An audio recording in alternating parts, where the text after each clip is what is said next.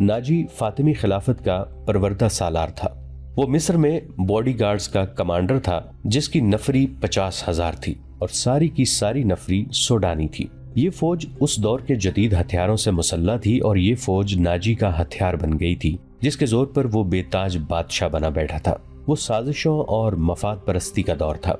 इस्लामी दुनिया की मरकजियत खत्म हो चुकी थी। सलीबियों की भी निहायत दिलकश तखरीबकारियां शुरू हो चुकी थीं। ज़रपरस्ती और तायुश का दौर दौरा था। जिसके पास जरा सी भी ताकत थी वो इसे अपने इक़्तिदार के तहफ़्फ़ुज़ के लिए और दौलत समेटने के लिए इस्तेमाल करता था। सोडानी बॉडीगार्ड्स फौज का कमांडर नाजी मिस्र में हुक्मरानों और दीगर सरबराहों के लिए दहशत बना हुआ था। खुदा ने इसे साजिश साज दिमाग दिया था। उसे उस दौर का बादशाह साज कहा जाता था। बनाने और बिगाड़ने में खुसूसी महारत रखता था। उसने सलाहुद्दीन अय्यूबी को देखा तो उसके चेहरे पर बिल्कुल इसी तरह मुस्कुराहट आ गई जिस तरह कमजोर सी भेड़ को देखकर भेड़िए के दांत निकल आते हैं। अय्यूबी इस ज़हर खुंद को न समझ सका। उसके लिए सबसे ज्यादा अहम आदमी नाजी ही था क्योंकि वो 50,000 बॉडीगार्ड्स का कमांडर और सलाहुद्दीन को इस फौज की जरूरत थी। सलाहुद्दीन अय्यूबी से कहा गया कि हुजूर बड़ी लंबी मुसाफर से तशरीफ लाए हैं, पहले आराम कर लें। तो उसने कहा, मेरे सर पर जो दस्तार रख दी गई है मैं इसके अहल ना था। इस दस्तार ने मेरा आराम और मेरी नींद खत्म कर दी है। क्या आप हजरात मुझे उस छत के नीचे नहीं ले चलेंगे जहां मेरे फराइज मेरा इंतजार कर रहे हैं? क्या हुजूर काम से पहले ताम पसंद नहीं फरमाएंगे? उनके नायब ने पूछा। सलाहुद्दीन अय्यूबी ने कुछ सोचा और उनके साथ चल पड़े। लंबे तड़ंगे कवी हैकल बॉडीगार्ड्स इस इमारत के सामने 2 रोया खड़े थे जिनमें खाने का इंतजाम किया गया था। अय्यूबी ने इन गार्ड्स के कदबुत और हथियार देखे तो उनके चेहरे पर रौनक आ गई, मगर यह रौनक दरवाजे में कदम रखते ही गायब हो गई। वहां 4 नौजवान लड़कियां जिनके जिस्मों में जोहद शिकन लचक और शानों पे बिखरे हुए रेशमी बालों में कुदरत का हुस्न समाया हुआ था, हाथों में फूलों की पत्तियों से भरी हुई खुशनुमा टोकरियां उठाए खड़ी थी। उन्होंने सलाहुद्दीन अय्यूबी के रास्ते में पत्तियां बखेरनी शुरू कर दी और उसके सामने दफ की ताल पर ताउसो रुबाब और शहनाइयों का मशहूर कुन नगमा उभरा। अय्यूबी ने रास्ते में फूलों की पत्तियां देखकर कदम पीछे कर लिया। नाजी और उसका नायब उनके दाएं बाएं थे। वो दोनों झुक गए और उन्हें आगे चलने की दावत दी। ये वो अंदाज था जिसे मुगल बादशाहों ने हिंदुस्तान में राइज किया था। सलाहुद्दीन अय्यूबी फूलों की पत्तियां मसलने नहीं आया। अय्यूबी ने ऐसी मुस्कुराहट से कहा जो उन लोगों ने पहले कम ही कभी किसी के होंठों पे देखी थी। हम हुजूर के रास्ते में आसमान से तारे भी नोच के बिछा सकते हैं। नाजी ने कहा, अगर मेरी राह में कुछ बिछाना चाहते हो तो वो एक ही चीज है जो मेरे दिल को भाती है। सलाहुद्दीन अय्यूबी ने कहा, आप हुक्म दें। नायब ने कहा, वो कौन सी चीज है जो हुजूर के दिल को भाती है? सलीबियों की लाशें। सलाहुद्दीन अय्यूबी ने मुस्कुरा कर कहा, मगर फौरन ही उनकी मुस्कुराहट गायब हो गई। उनकी आंखों से शोले निकलने लगे। उन्होंने धीमी आवाज में जिसमें कहर और अताब छुपा हुआ था कहा, मुसलमान की जिंदगी फूलों की सेज नहीं। जानते नहीं हो सलेबी सल्तनत इस्लामिया को चूहों की तरह खा रहे हैं। और जानते हो कि वो क्यों कामयाब हो रहे हैं? सिर्फ इसलिए कि हमने फूलों की पत्तियों पर चलना शुरू कर दिया है। हमने अपनी बच्चियों को नंगा करके उनकी इस्मतें रोंद डाली हैं। मेरी नजरें फलस्तीन पर लगी हुई हैं। तुम मेरी राह में फूल बिछाकर मिस्र से भी इस्लाम का परचम उतरवा देना चाहते हो? उन्होंने सबको एक नजर देखा और दबदबे से कहा, उठा लो ये फूल मेरे रास्ते से। मैंने इन पे कदम रखा तो मेरी रूह कांटों से चलनी हो जाएगी। हटा दो लड़कियों को मेरे रास्ते से। कहीं ऐसा ना हो कि मेरी तलवार इनके इतने दिलकश सुनहरे बालों में उलझकर बेकार हो जाए। हुजूर की जाओ हशमत, मुझे हुजूर ना कहो।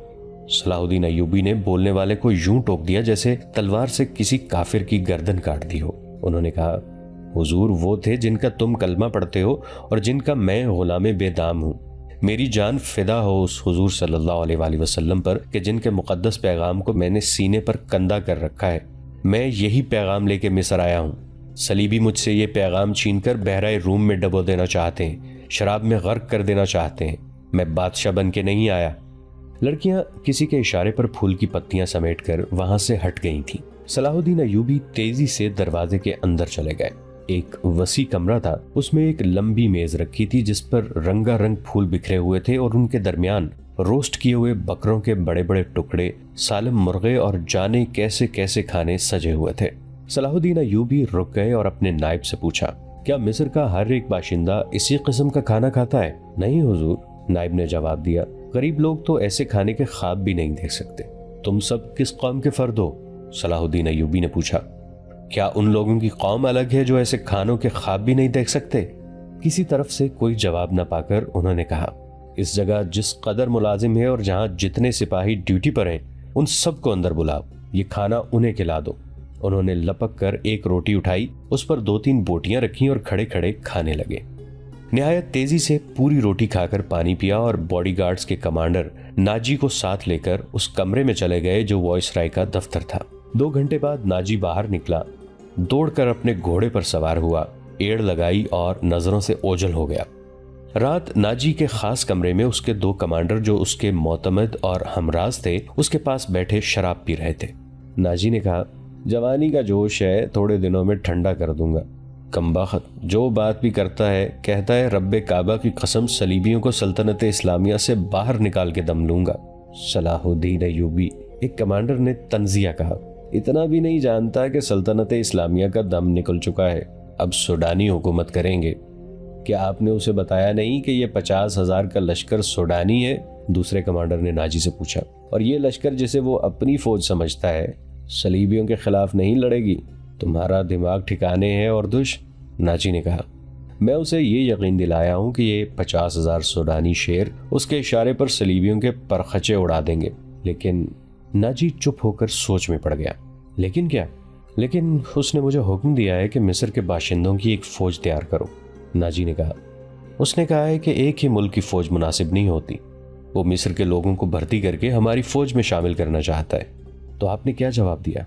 मैंने कहा कि आपके हुक्म की तामील होगी। नाजी ने जवाब दिया, मगर मैं ऐसे हुक्म की तामील नहीं करूंगा। मिजाज का कैसा है? औरदिश ने पूछा। जिद का पक्का मालूम होता है, नाजी ने जवाब दिया। आपकी दानिश और तजर्बे के सामने तो वो कुछ भी नहीं लगता, दूसरे कमांडर ने कहा। नया नया अमीर मिस्र बन के आया है, कुछ रोज ये नशा तारी रहेगा। मैं ये नशा उतरने नहीं दूंगा, नाजी ने कहा। उसे इस नशे में बदमस्त करके मारूंगा। बहुत देर तक ये तीनों सलाहुद्दीन अय्यूबी के खिलाफ बातें करते रहे और इस मसले पर गौर करते रहे कि अगर सलाहुद्दीन अय्यूबी ने नाजी की बेताज बादशाही के लिए खतरा पैदा कर दिया तो वो क्या कार्रवाई करेंगे। उधर सलाहुद्दीन अय्यूबी अपने नाइबीन को सामने बिठाए ये जहन नशीन करा रहे थे कि वो हुकूमत करने नहीं आए और ना किसी को हुकूमत करने देंगे। सलाहुद्दीन ने उनसे कहा कि उन्हें जंगी ताकत की जरूरत है और उन्होंने ये भी कहा कि यहाँ का फौजी ढांचा उन्हें बिल्कुल पसंद नहीं। 50,000 बॉडीगार्ड्स सूडानी हैं। हमें हर खित्ते के बाशिंदों को यह हक देना है कि वो हमारी फौज में आ जाएं, अपने जौहर दिखाएं और माल गनीमत में से अपना हिस्सा वसूल करें। यहाँ के अवाम का मेयार जिंदगी इसी तरह बुलंद हो सकता है। सलाहुद्दीन अय्यूबी ने उन्हें बताया, मैंने नाजी से कह दिया है कि वो आम भर्ती शुरू कर दे। क्या आपको यकीन है कि वो आपके हुक्म की तामील करेगा? एक नाजिम ने उनसे पूछा। क्या वो हुक्म की तामील से गुरेज करेगा? वो गुरेज कर सकता है, नाजिम ने जवाब दिया। फौजी उमूर उसी के सुपुर्द हैं, वो किसी से हुक्म नहीं लिया करता, अपनी मनवाया करता है। सलाहुद्दीन अय्यूबी खामोश रहे जैसे उन पर कुछ असर ही ना हुआ हो। उन्होंने सबको रुखसत कर दिया और सिर्फ अली बिन सुफियान को अपने साथ रखा। अली बिन सुफियान जासूसी और जवाबी जासूसी का माहिर था। उसे सलाहुद्दीन अय्यूबी बगदाद से अपने साथ लाए थे।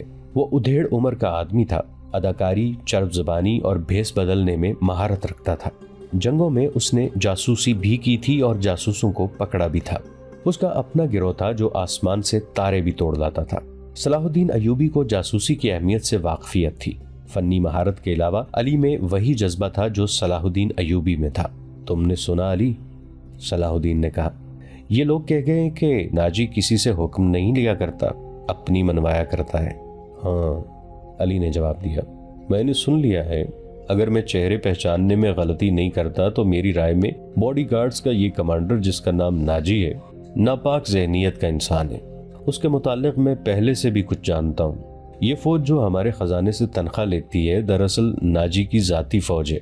उसने हुकूमती हलकों में ऐसी साजिशें की हैं जिन्होंने इंतजामी ढांचे को बेहद कमजोर कर दिया है। अब का ये फैसला बिल्कुल बजा है कि फौज में यहाँ के हर खित्ते के सिपाही होने चाहिए। मैं आपको तफसीली मालूमात फराहम कर दूंगा। मुझे शक है कि सूडानी फौज नाजी की वफादार है, हमारी नहीं। आपको इस फौज की तरतीब और तंजीम बदलनी पड़ेगी या नाजी को सुबकदोश करना पड़ेगा। मैं अपनी सफ़ों में ही अपने दुश्मन पैदा नहीं करना चाहता, सलाहुद्दीन अय्यूबी ने कहा। नाजी घर का बेदी है, उसे सुबकदोश करके अपना दुश्मन बना लेना दानिशमंदी नहीं। हमारी तलवारें गैरों के लिए हैं, अपनों का खून बहाने के लिए नहीं। मैं नाजी की जहनियत को प्यार और मोहब्बत से बदल सकता हूँ। तुम इस फौज की जहनियत मालूम करने की कोशिश करो, मुझे सही इत्तला दो कि फौज कहाँ तक हमारी वफादार है। मगर नाजी इतना कच्चा आदमी नहीं था। उसकी जहनियत प्यार और मोहब्बत के बखेड़ों से आजाद थी। उसे अगर प्यार था तो अपने इख्तदार और शैतानियत के साथ था। इस लिहाज से वो पत्थर था, मगर जिसे अपने जाल में फांसना चाहता उसके सामने मोम हो जाता था। उसने सलाहुद्दीन अय्यूबी के साथ यही रवैया इख्तियार किया। उसके सामने वो बैठता नहीं था, हाँ में हाँ मिलाता चला जाता था। उसने मिस्र के मुख्तलिफ खित्तों से अय्यूबी के हुक्म के मुताबिक फौज के लिए भर्ती शुरू कर दी थी, हालांकि ये काम उसकी मर्जी के खिलाफ था। दिन गुजरते जा रहे थे। सलाहुद्दीन अय्यूबी उसे कुछ कुछ पसंद करने लगा था। नाजी ने उसे यकीन दिलाया था कि सूडानी बॉडीगार्ड्स फौज हुक्म की मुंतजिर है और ये कौम की तवक्कुआत पर पूरा उतरेगी। नाजी सलाहुद्दीन अय्यूबी को 2-3 मरतबा कह चुका था कि वो बॉडीगार्ड्स की तरफ से इसे दावत देना चाहता है और फौज इसके एजाज में जश्न मनाने के लिए बेताब है, लेकिन सलाहुद्दीन अय्यूबी मसरूफियत की वजह से ये दावत कबूल नहीं कर सका था। रात का वक्त था। नाजी अपने कमरे में अपने 2 मोतमिद जूनियर कमांडरों के साथ बैठा शराब पी रहा था। 2 नाचने वालियां साजों की हल्की हल्की मौसीकी पर मस्ती में आई हुई नागिनों की तरह मशहूर कुनादाओं से रक्स कर रही थी। उनके पाँव में घुंघरू नहीं थे, उनके जिस्मों पर कपड़े सिर्फ इस कदर थे कि उनके सतर ढके हुए थे। इस रक्स में खुमार का तासुर था। दरबान अंदर आया और नाजी के कान में कुछ कहा। नाजी जब शराब और रक्स में महव होता था तो कोई मखल होने की जुर्रत नहीं कर सकता था। सिर्फ दरबान को मालूम था कि वो कौन सा जरूरी काम है जिसकी खातिर नाजी ऐशो तरफ की महफिल से उठा करता है, वरना वो अंदर आने की जुर्रत न करता। उसकी बात सुनते ही नाजी बाहर निकल गया और दरबान उसे दूसरे कमरे में ले गया। वहाँ सूडानी लिबास में मलबूस एक उधेड़ उम्र आदमी बैठा था। उसके साथ एक जवान लड़की थी। नाजी को देखकर वो उठी। नाजी उसके चेहरे और कद-काठ की दिलकशी देखकर ठिठक गया। वो औरतों का शिकारी था। उसे औरतें सिर्फ अपनी अय्याशी के लिए दरकार नहीं होती थीं। उनसे वो और भी कई काम लिया करता था, जिनमें एक ये था कि वो निहायत खूबसूरत और अय्यार लड़कियों के जरिए बड़े बड़े अफसरों को अपनी मुट्ठी में रखता था, और एक काम ये भी करता था कि उन्हें अमीरों वजीरों को ब्लैकमेल करने के लिए इस्तेमाल करता था और उनसे वो जासूसी भी कराता था। जिस तरह कसाब जानवर को देखकर बता देता है कि उसका गोश्त कितना है, इसी तरह नाजी लड़की को देखकर अंदाजा लगा लिया करता था कि ये किस काम के लिए मौजू है।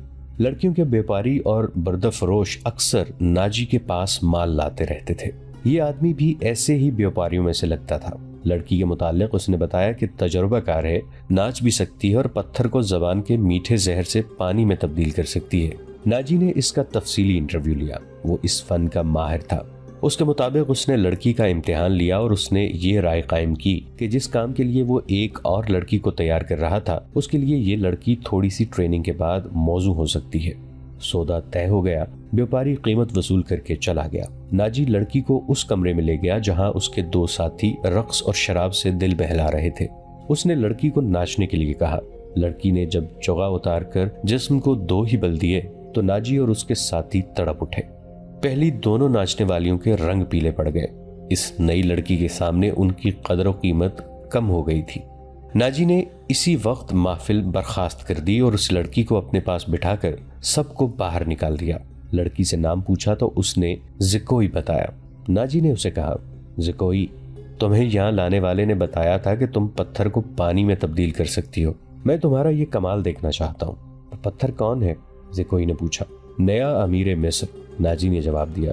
वो सलार आजम भी है। सलाहुद्दीन अय्यूबी? ज़िकोई ने पूछा। हाँ, सलाहुद्दीन अय्यूबी, नाजी ने कहा। अगर तुम इसे पानी में तब्दील कर दो तो उसके वजन जितना सोना तुम्हारे कदमों में रख दूंगा। वो शराब तो पीता होगा? नहीं, नाजी ने जवाब दिया। शराब, औरत, नाच गाने और तफरीह से वो इतनी ही नफरत करता है जितनी हर मुसलमान खंजीर से करता है। मैंने सुना था आपके पास लड़कियों का ऐसा तिलिस्म है जो नील की रवानी को रोक लेता है। ज़िकोई ने कहा। क्या वो तिलिस्म बेकार हो गया है?